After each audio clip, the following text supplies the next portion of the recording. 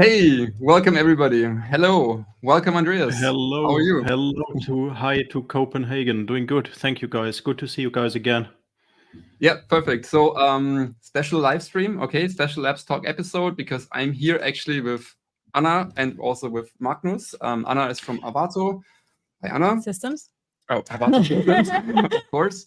And yeah, Magnus, you're actually for the Nordic Blockchain Conference, right? You're one of the organizers here, and we're super happy that we actually got a podcasting room here, so we can live stream from here. It looks super professional, and I want to point out it's a special episode because it's the actual first live stream that we do from our new home in YouTube. Yes.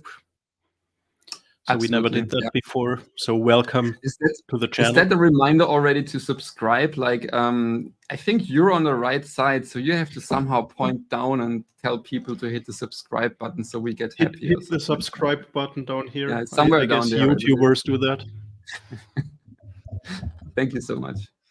But anyway, so we're at the crypto conference here. No, I should not say crypto, actually. I learned that yesterday. The crypto is so negative and it has all kind of negative expectations, basically. So let's say we're on a blockchain conference here in the Nordics, in Copenhagen, Denmark right now.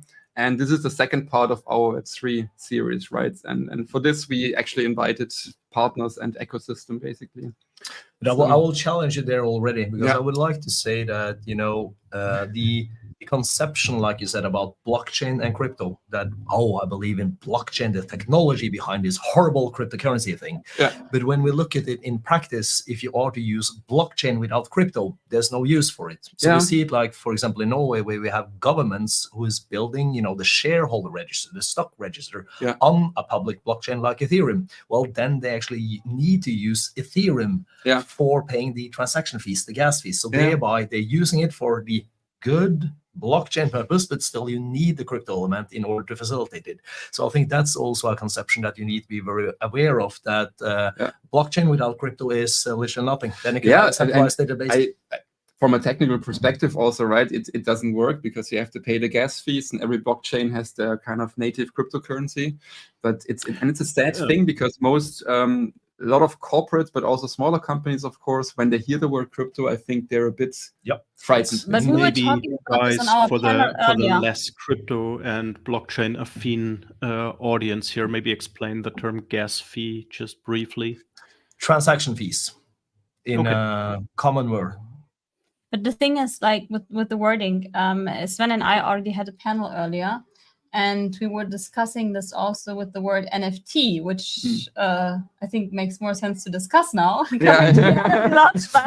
Whether it makes sense to use this term or not. And my opinion is, as a technical term, it makes totally sense. When it comes to marketing purposes, there might be a different opinion, and I think this is totally legit. And it's the same with every other name. Why do we say embodied AI instead of robots? Or so I think it's like, if we describe more what it's being used for, it's easier for the customer. But for the technical side, we need the explanation and the term that actually works, and that is still NFT and crypto. Yeah. So I think in our context here, in our world here, we're in a fairly technical space, so it's okay to use the term NFT. Yes. Although we are all aware that we might actually... And it says claim your NFT now. It says claim your NFT because we have just technical friends here, of course. Yeah. But let's get back to the topic, right? So we wanted to discuss Web3 loyalty. Before we do so, Sven, we on our prep, we talked about that you guys all have been to OMR recently. That's on the agenda to get all of this going. You met a few celebrities there. Maybe tell us a little bit about that. I found it interesting, and Anna, I think you wanted to. You were fascinated by that, actually, and I honestly, I think you also like that name. So there was Claudio Pizarro at the SAP booth, and he was kind of participating in our NFT hunt. And there were people. There might be people who do not know Claudio Pizarro. He's a famous soccer legend. Legend. This is what I heard. No. This was on his tag, and the interesting thing was that, of course, the NFT hunt was attracting people to really discover the whole booth. I think that SAP did a great job in putting all these partners together in one big booth. And then the NFT hunt was the connecting part, because then you had to go from one booth to the other, and you always had like this history, and you had some name tag on it, and then you always like history-wise when you're playing one NFT. Where was I? So it's not only good for the prizes that you could win in the end, but also for getting a direction within the booth. You're right, actually, that's a good point. So once you collected these NFTs, I would totally believe that most people go back to their wallets and then at least once or twice check the images more or less that they collected, right? And then also read the descriptions, which is good marketing, actually, right? So, and maybe just very quickly, the NFT hunt, it consisted of 9 NFT collections, and you would start with any NFT out of any collection, and then you could collect more. And the more you collected, the more you unlocked some prizes and raffles, for example. So in a nutshell, you used the technology to create some gamified user experience right in the booth, some like real life interaction for that. And I would say also to leverage the experience. So do you think, Anna, actually, is this important? So when it comes to customer engagement and loyalty systems, what importance has a gamified experience? Is that key, or could we do without it? I think this is something I always talk about. We also have to look at the generations that we want to address. And the younger the generation, I think the more gamified the content can be. You know, dopamine, 7 seconds. you always need some reward. And what's that 7 second thing? It's the attention span? No. Yeah, it's the attention span, exactly. It's a TikTok thing also, I guess, but it's in general, you know, people like to get a quick reward so that they can continue doing what they're doing. So we need to optimize Labs Talk. 30 minutes is too long. Huh? Yes. We need to optimize Labs Talk. It's 30 minutes. We need to cut that short. But let's get back to the question. Gamified experiences, of course, like gamification. It's education. Kids learn through playing. You know, they imitate roles, etc. And this is being continued in the digital world as well. So this paradigm shift to going more digital, it's already there. It happened especially since COVID, and everybody got even more used to using screens.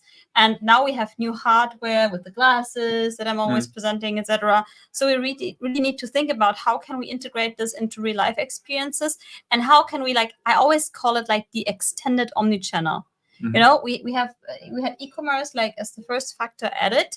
Now we have a metaverse, immersive experiences, however you would name it, spatial, and throughout like these different channels, you need something where you come back and where you get the collector and where you get the customer. So what we want to create in the end is an extended customer experience, a retention, so that people come back. And this is exactly what you're building. I mean, whoever is following this podcast, you know, you started collecting and now you get rewards if you have collected enough. And the same experience was at the OMR. And talking on the panel today was exactly about this. How do we leverage loyalty? And of course, also like how can we collect better data through Web3 and integrating it into a system like Immersis. And Arvato Systems is happily partnering with SAP also on this topic. So for us, it's very interesting to see how we can also help by building digital experiences and connecting this to the new NFT Launchpad. But I think it is also in this context important to say, you know, when we say it, how can we actually use it? I totally agree. How do we put it down into practice to move Metaverse from something that is just pink, bad, pixelified, gamified things for your kids, that you can move into something more tangible? Yeah. But I think it's also important in that setting, whether or not you're using it externally for your clients or internally. That can be just as well of as a good use case to understand who are you addressing. Is this relevant for everyone at the company or all your customers? So say, for example, I used to work for EY Ernst & Young. And there we had an external metaverse in Decentraland, which is a horrible metaverse. It takes you 5 minutes to load that pretty down right now. And you have 0 users, but we used it for the learning purposes of addressing students. So when we had business presentations there, the students that came out of school, they thought it was actually cool because they understood, oh, you guys are actually doing something. You're not just a PowerPoint company. And we gave away NFTs to them. We gave away, ugly yellow pixelified EY t-shirts as NFTs. But they, appreciate it because they say, oh, you guys are actually doing it. So I think it's also very important to say this is not for the average person of 30, 40, or 50 that we're hiring in, but seeing the generations. And in the same way, we also built an internal metaverse. And we did this not to do the hype. We tried the learning also. But what we see there is that people in general, if you take the average EY employee, is moderated interest in it. They have a curiosity to try it once, but when they've tried it once, it's like this wasn't a very good experience necessarily.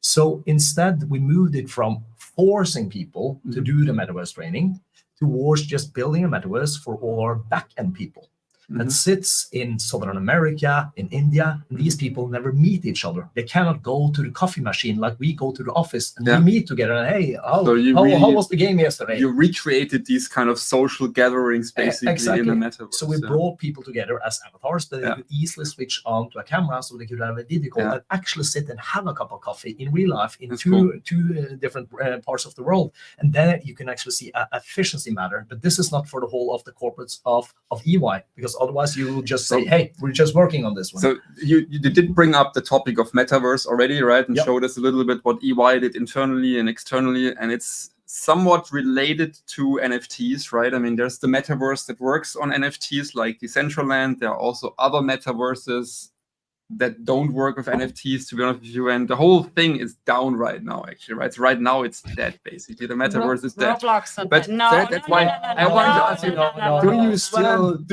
believe in the metaverse? That's the question. Roblox is hot as hell, to say it straight out. They have a couple of 100 million unique users every month. And you would call it metaverse right now? Let's jump back to that. Let's take the definition of metaverse. And as said, you can draw it out as a bad pixelified gamified version where you have the color palettes of Miami Vice that meets the graphics of your Nokia phone from 1997 when you played the Snake game sort of thing. That's the media perspective.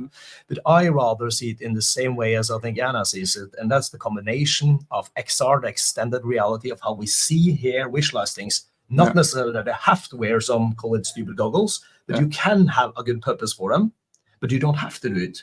Then you have AI, and then you have the blockchain. But you have to understand, you don't have to use all of them together. You can go in and just use one of them, and then still it's called, per se, a metaverse solution. So we can do it as easily that all of us has these smartphones. And if you just use FaceTime, you can put a funny line on your face. And that's per se a metaverse solution. But like we can take it further to say Nike, Adidas, they have made Figitals sort of thing. So you can buy a physical shoe that is also NFT that you can apply in there. So when you suddenly apply the NFT, then you have the combination. Allow me that question, and I would have and Sven. I guess all of what you're talking about sounds super complex to me. What is the role that SAP and our partners, Anna, like Arvato systems, are playing? How can brands benefit from what we are doing here? Yeah, but I think, Andreas, let's put it, this is what I always do. I like to facilitate things, and let's break it down. Exactly what Magnus said. We have different realities. So we have the reality, we sit here.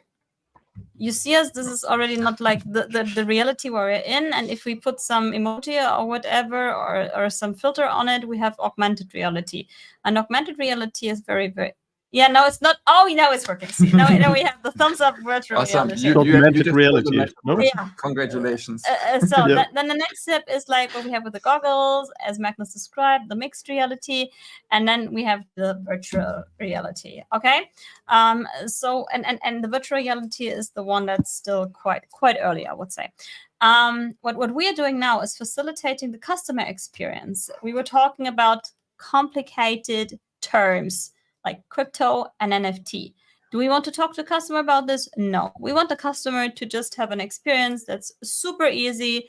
Collectors, so collectibles. So we want to focus on the experience.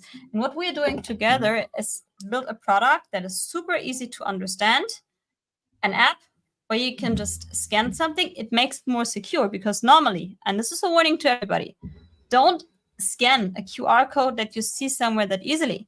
This could be something malicious. It could be something that if you connect your wallet, everything gets hacked and stolen. Many people don't know that, but it even happened at the Times Square at NFT New York in 2022. So there was this huge, and there's like this huge advertisement. Everybody thinks, well, that must be legit. It might not be. It doesn't have to be. I have bad news for your marketing strategy, Sven. Well, no way. On the top left corner here, I urge everyone to scan that QR code. Wait. But listen. You asked what we are building together. Yeah. So we put this additional security layer with an app in between. Like, this is like a layer that gives you the security, because if you have the app, only QR codes that are not malicious can be scanned. If somebody changes the QR code, put something above it, it will not work anymore. And then you are super safe, because it will just say, no, this is not a legit code.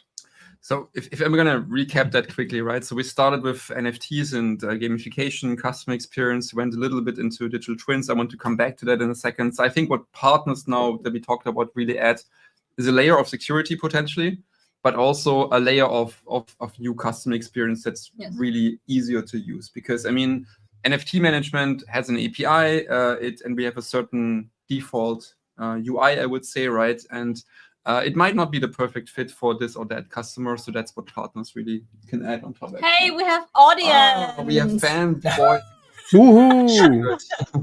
Did they want to be in the stream? I don't know.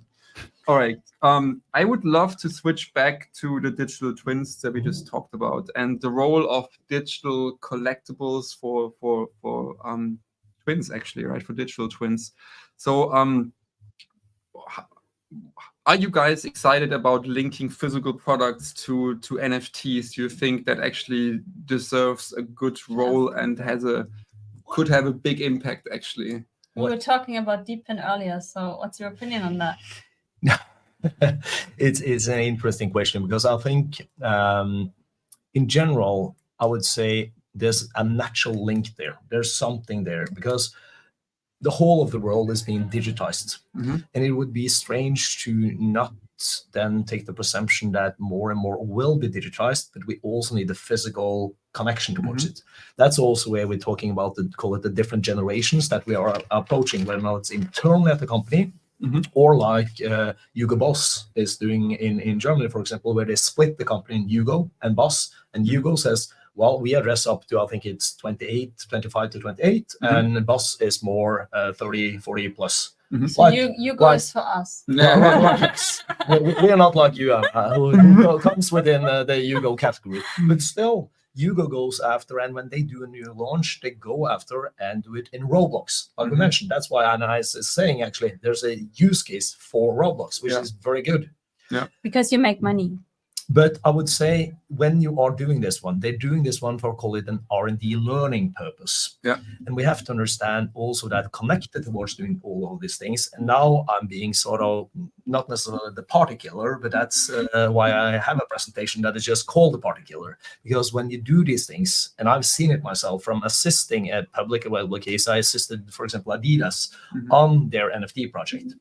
And we've seen so many, call it failures, where they don't focus on the boring stuff like tax, legal, but also, like you mentioned, Anna, the infrastructure. And like you said, of how do we handle this one? Whether or not it's through a QR code, a NFT wallet that is here. Do I lose my passport? Is it gone forever? How do I handle it? So I think these things need to be put into a realistic perspective, but I'm truly supportive of the whole thing of mixing physical with digital, but you have to see the realism in the market and the perspective of not seeing yourself blindly on the names of the company currently in there, because currently they are addressing very small proportions of their worldwide clients. That's the fact of what it is. But I would like to hence and stress that what Anna is doing and what you guys are doing is, and what I have been doing is driving innovation. We have to do it. Someone has to try to get the world go forward. And we're not saying that NFTs will solve all problems in the world, but we're saying, or what I used to say, it's like, do what is possible now so you can build the next, not your competitors, but be crazy enough to try to imagine a world that doesn't exist yet. And if someone is not doing that, we will never go ahead. And I think that's the important thing, and why I stress the great job that Anna and also SAP is doing here. Yeah. Because we get so many compliments from the particular, isn't that? Yeah. And it's great what you said, actually. It's almost philosophical, or it's a bit kind of a big picture thinking here, of course. But I think also yesterday when I did a quick pitch for NFT management, I believe I said, like, I outlined the last 2 years and what I think happened over the last 2 years, right? So we had this NFT hype, and then it's down now. We're down to basically not zero. Luckily, we're actually, this is I want to scan the code. But what I was saying was basically, I believe something happened on the front end. So a lot of corporates and other companies began working on the front end, which could lead to something like a metaverse, for example. And then things seem to be moving also forward on the back end. And I totally agree with you. If you don't try it out, you will never actually make progress, right? And you're totally right. We're not saying that this is like the perfect solution here, and we have all the perfect solutions at SAP or any other company. But we need to try things out in order to actually move forward. Yeah, so that's a good point. How does it work now, Anna? You didn't say it's a scan. I am trying my best. I am trying. So Anna has really big problems to scan the QR code, because on my screen here, Andreas, I see the big live button on the top left, just above the QR code. Really so that now that you mentioned that, it does not work well to that QR code. Yeah, we will have to change that. That's the conclusion. Yeah. Sometimes. Yeah, sometimes we need centralization. Yes. All right. This is what we're here. I wanted to give Andreas the moment, the chance to say something, because otherwise we're just having a three-way. Threesome. I kind of lost, like, even though our audience doesn't see that, but we did prepare a talk track, and there's talking points. I guess we touched the digital twin stuff. We touched the metaverse already. Maybe let's talk about the really commercial aspect of blockchain a little bit, and move forward in that agenda. Where's the state of payments? That's where all of that came from.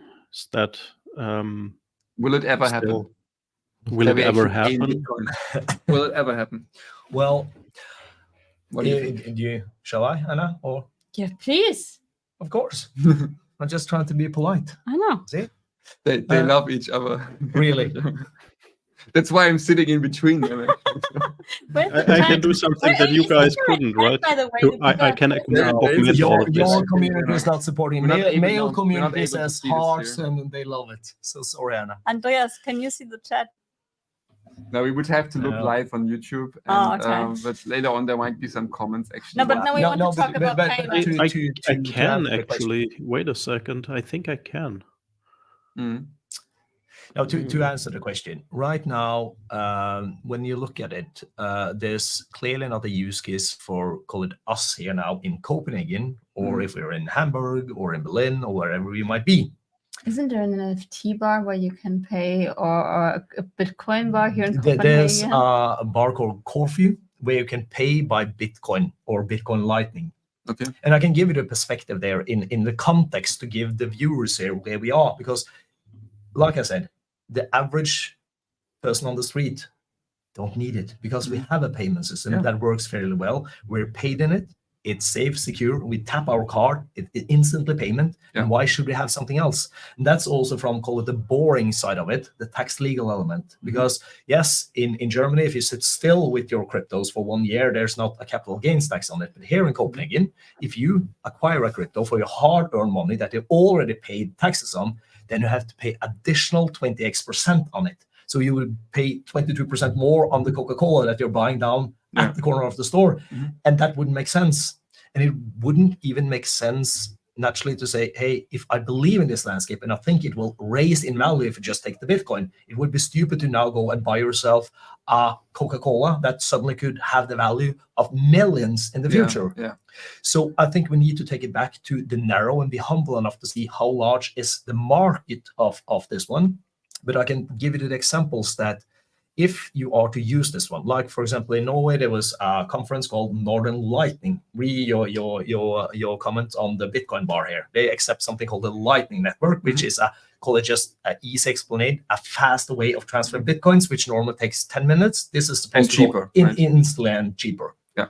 So there on this conference, I was traveling down. I was hired, or I was asked to come in to be the boring guy, the party killer, to this conference where there was only anarchists, more or less. They were paying in the bar with Bitcoins. All the merch you had to pay with Bitcoins also. Then I was hired in to say, hey, guys, you actually have to pay your taxes on it, and they understand the legal consequences, VAT, all of that one. And I was asked to have that presentation on Sunday morning, so it was kind of a black Sunday morning when everyone woke up, but they then understood it. But my point is rather, when I was to go down there, I tested out a new app from a friend of mine called Bare Bitcoin in Norwegian. It's only Bitcoin. Yeah. I was sitting there at an airplane where they had Wi-Fi connection. I downloaded the app, and this was a 1-hour trip. Downloaded the app, and due to that app had an integration towards the ordinary existing banking system with something called Neonomics, I could just use my 2 taps, double with the Face ID that was already in the Norwegian banking system. And when I landed, I had the value of 200 euros in Bitcoin in my wallet there. Okay. So that means that if you know this system, it's mainstream. Yeah. But again, it's not for the average Joe to go out there. So to just answer the question, I would say we are not there yet where there's a need to go out to pay, but you can pay it.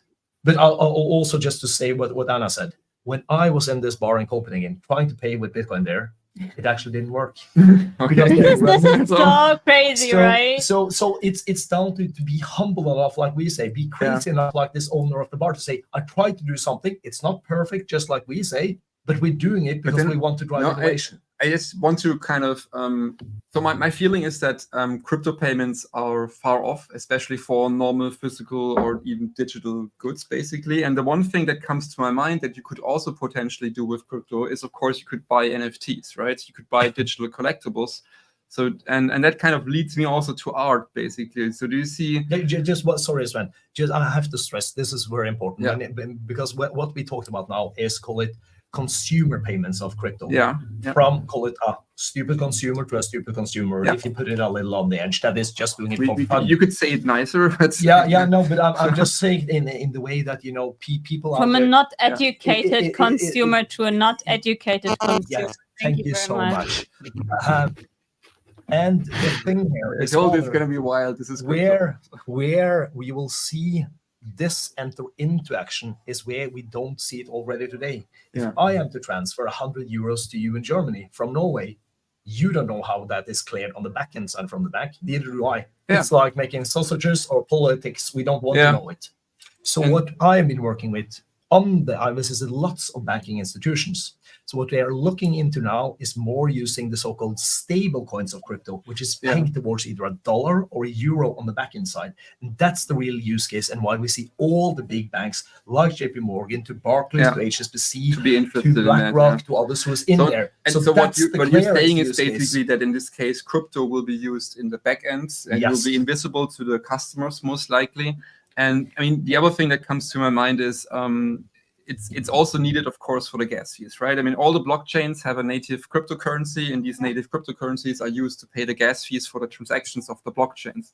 And so that's the one need where you also need crypto. But yeah, I think for direct payments, it will not. You were also asking about art, and I think this is a very interesting point that you made. Because before, and will I buy art in crypto? Because very often I also purchase actually directly in Visa euros, for example. Guys, what we're going into now, and I will let you continue on the art because you are art specialist. But I was just finishing the resonance on a highly daily relevant example right now. And this is also to understand the use case of crypto, all depending on which hat you're wearing naturally. But when you look into a case now where Russia has gone out and said we have a new law proposal where they have said in September, they suggested it to enter into force. Most likely in Russia, it will enter into force. Okay. And there they will prohibit the persons on the street to use crypto between each other. Okay. Because they fear that, you know, if people are saying the Russian ruble is going down, they need to keep it up. However, the Russian government has said we will allow Bitcoin mining And I think that's a very serious and interesting geopolitical question to arise and think a little bit about when they are lifting that one up to say, hey, what kind of asset class do we have in this world today that is liquid? Yeah. We can trade it in whatever corner of the country, in all world regions. And if you take and nobody can stop it, right? So then you could either dislike it from, call it the war perspective, but you could also like it in another way, where there's so many other countries who's actually using it for legit so purpose. it's really, there's pros and cons to that, and we'll probably not find the right solution to that. Let's come to our So point. the point is rather that I would like to stress that there's more of a serious level than only these funny NFTs that Anna has been playing around with at her gallery, where people don't get it. And I mean this one in the most respectful and positive way, because that's the mindset of people in general, seeing them as what's the use of it. So what's your take on that, Anna? My take on this is that digital art doesn't have to come with a paper. And this is like basically where the idea of facilitating the process of proving provenance came from in the first place. Why would you deliver a paper certificate when you own a digital artwork? It's kind of not matching. So building this on chain, where you can also see the history of the artwork in a transparent way, just made sense. And it still makes sense for digital art, since also, you know, the art world is a little bit crazy sometimes, and things become more expensive when they're presented in museums, in galleries, and this all can be tracked on chain. So it's very interesting also for collectors to just, I mean, if you start new in the art world, you basically have no idea. You can believe what the gallerist tells you.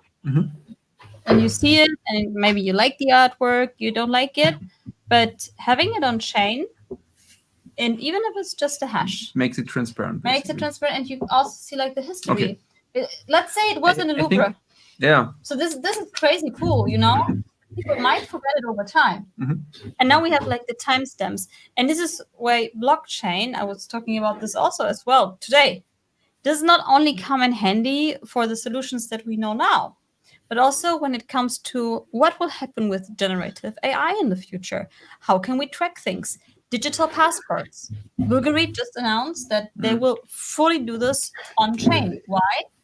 Blockchain is more scalable nowadays than it was like 5 years ago. And when you always ask like people, why didn't it work then? It doesn't work now. It's a totally different technology now.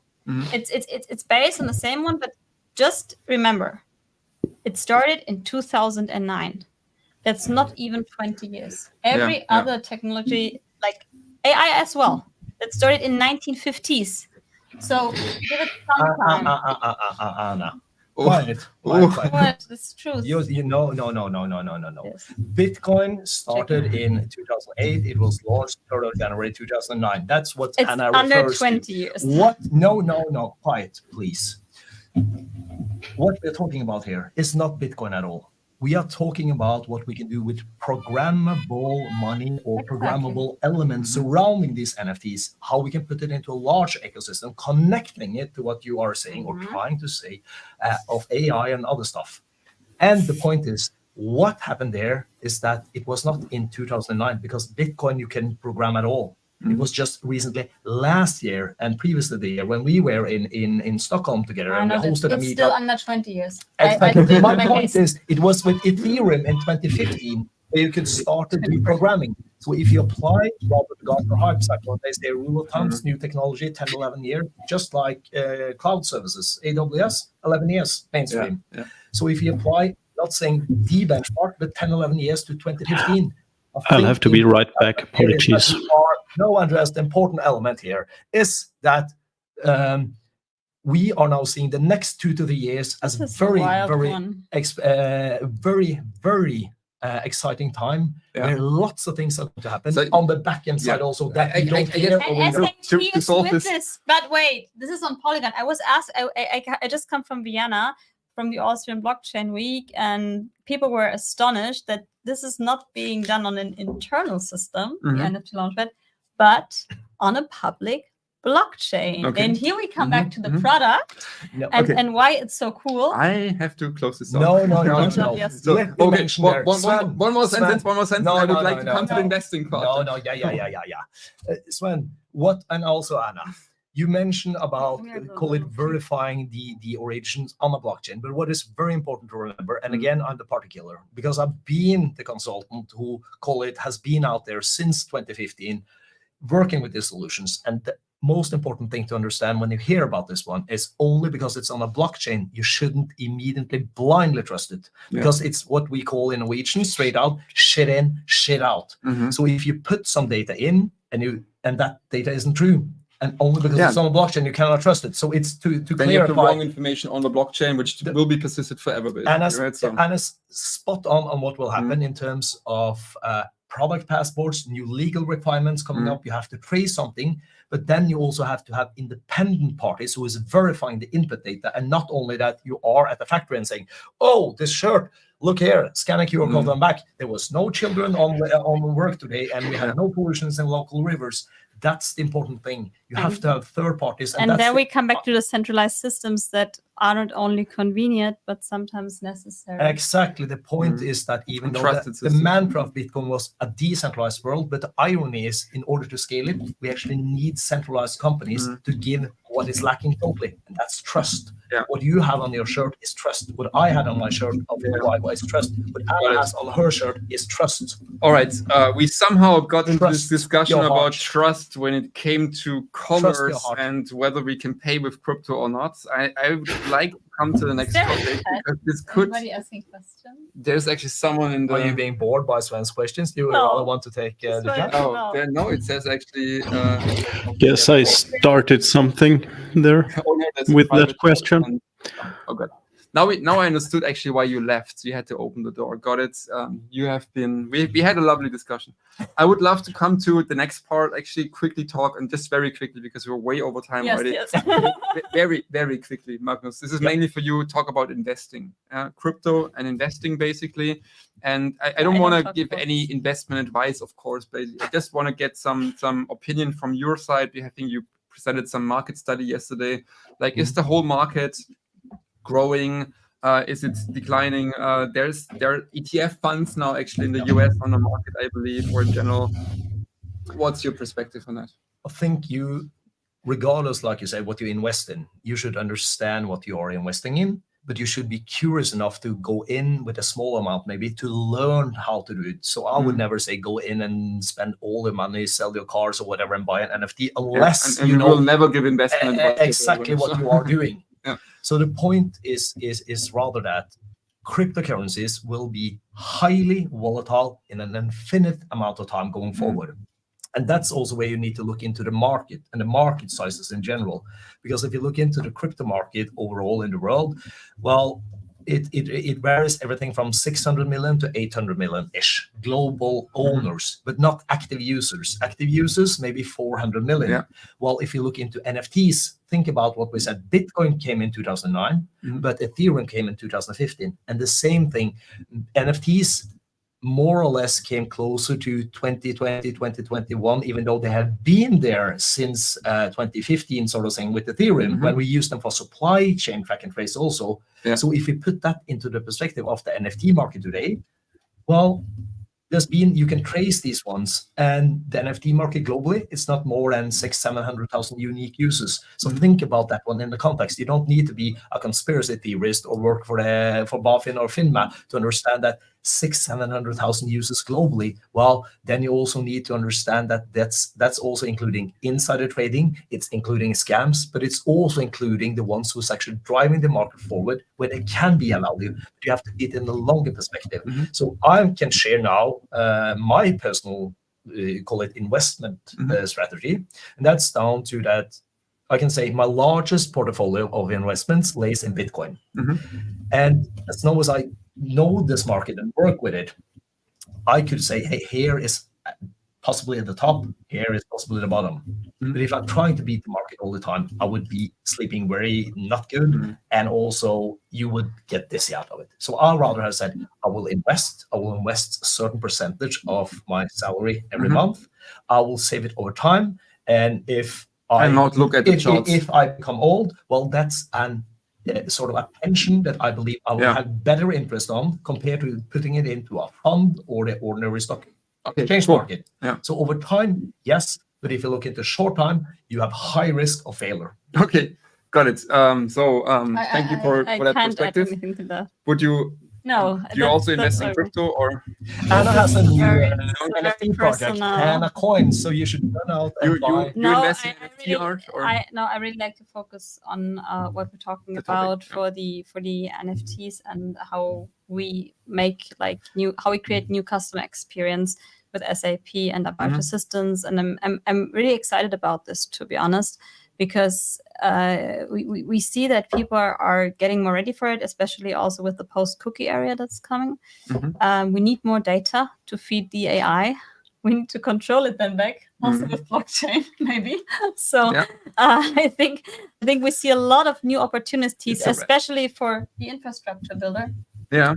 But trying to bring us back to the customer experience topic, which is awesome. Very relevant example from when you were at NISA. I remember I had several artists there.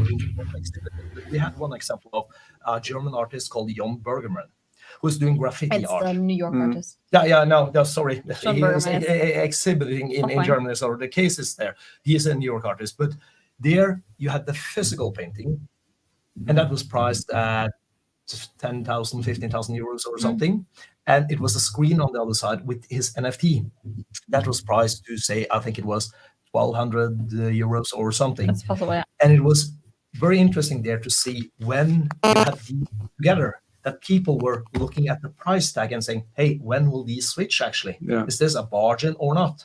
So that's why I would say it in this kind of way, that if you are looking into this one, there's lots of, call it, great investment opportunities right now, but you have to believe in it. You have to understand it, that this is not a quick win overnight. Yeah, okay. You buy that NFT, so I think we looked at two things around investments. So a little bit now, like the overall market in cryptocurrencies, and maybe you're on the outside where people can invest in actually. But in general, I think we also talked a lot about hopefully customer experience and how we as Arvato and SAP actually can make the whole world a little bit better actually for the world of loyalty, for example.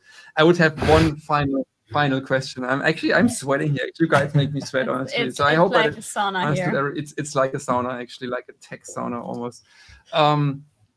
One final statement from you guys, actually. So we're at the Nordic Blockchain Conference. What did you like most? Let's maybe start with Magnus, and then finally Anna. What did you like so far? Actually, what is the one thing that sparks your brain?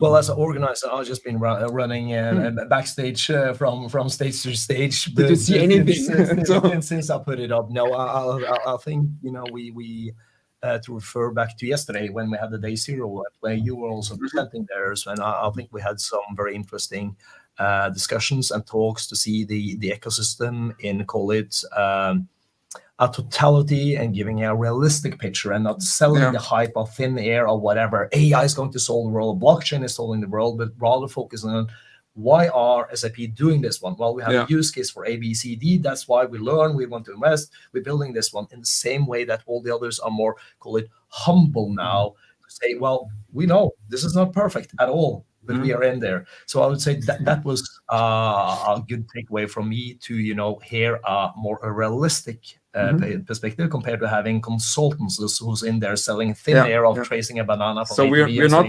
overhyping the thing, basically. No. That's what you're saying, and that's what you like. Okay. Absolutely not.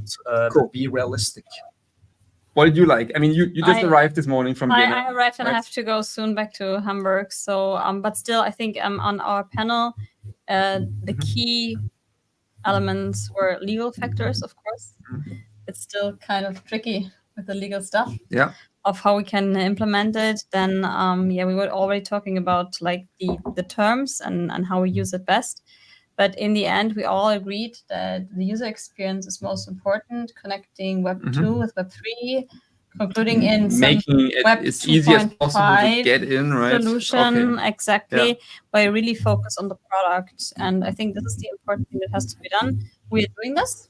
I'm very happy about it, actually. Okay. So The future is bright, basically. So That's you get your conclusion. collectible here. I will get it later, and then you are already part of the community. Okay, right? then I would like to excuse myself and ourselves basically for a very chaotic episode.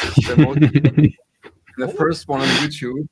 I'm happy that we did not have a fight between Magnus and Anna here. Actually, we're not bleeding. Basically, awesome. I didn't lose my eyes. Andreas, what's your takeaway? It's a new home. It wasn't that bad. It's all improvised. Yeah. You're in Copenhagen. You're the three of you. You're experts. You're live from that conference. It's a new home that we broadcast from. Lots of change. Lot of news for our channel. Lots of improvised setup. So with that, I think we had a good first start, but we also have a lot of room for improvement, right? You're very polite now. No. The thing is, we only have been live together. Also, with the last episode, we were sitting in Berlin together. So I love this format. To be honest, like we have a road show without having a road show. Yeah, exactly. Just doing this on our own, and this is kind of cool. Normally, so I still really enjoyed it. Actually, it was a nice addition to my day. I'm very much looking for the rooftop this evening. I'm very much looking for the next sauna to explore in Copenhagen, to be honest with you. And then we have one more day of Nordic Blockchain Conference tomorrow, and I'm also heading home then. And see you all. I think in 2 weeks we're gonna have a new episode with Klaus Neumann. Then, yeah, perfect. Our head of SAP Labs. And reach out for your ideas. This is, I think it's always cool, Sven. I think this is community, and I would love to hear in the comments, actually, right? Exactly. I would love to hear in the comments what you guys think about this episode, and I would also love to hear any like topical ideas, basically, that you want to have covered, because we can make it happen. Thank you so much. Awesome. Cheers from Copenhagen. Thank you for listening. Thank you for taking the time. See you soon. Bye-bye.